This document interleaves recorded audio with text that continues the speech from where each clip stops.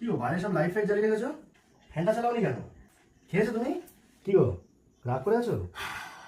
খেয়েছো কি তুমি? কিছুই বলছো না।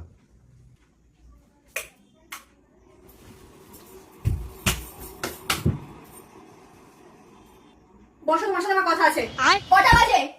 তুমি বাড়িতে কটায় এসছো আজকে? তুমি কি ভাবছো যে তুমি কি খাবে আমাকে জিজ্ঞাসা করবে আর আমি বলে গিয়ে তোমাকে বলবো হ্যাঁ সোনা কোল্ড ড্রিঙ্কস আনো, সব ঠিক হয়ে যাবে?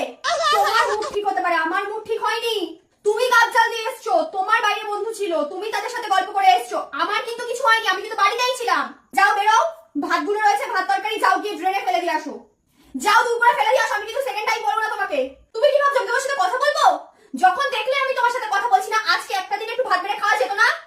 এখন তোমাকে বললে তুমি বলবে যে আমি সারাদিন খেয়ে দিয়ে নেই, তুমি একটু তো ভাত বেড়ে দিতে পারতে। কেন দেবো তোমাকে আমি বেড়ে? তোমাকে আমি বেড়ে কেন দেবো?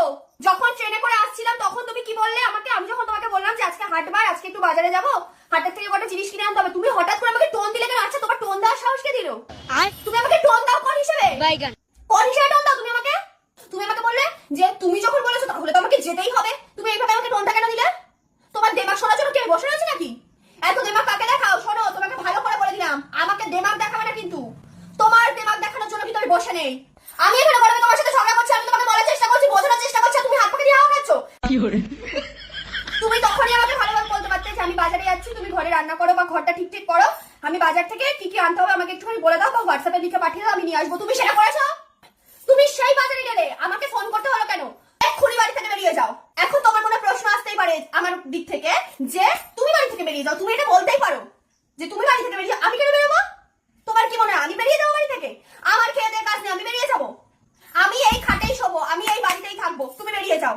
এই যে সখাসখীদের কাছে গেছিলে তুমি তাদের কাছে যাও, আমার কিন্তু কোনো সখাসখী নেই। আমি কারোর সাথে কথা বলি না, কারোর সাথে সম্পর্ক রাখতেও পছন্দ করি না। জামা কাপড় নাও, তাদের বাড়িতে গিয়ে বলো আমার বউ তোদের কাছে আসতে বলেছে, তো রান্না বান্না করো, গিয়ে খাও দাও।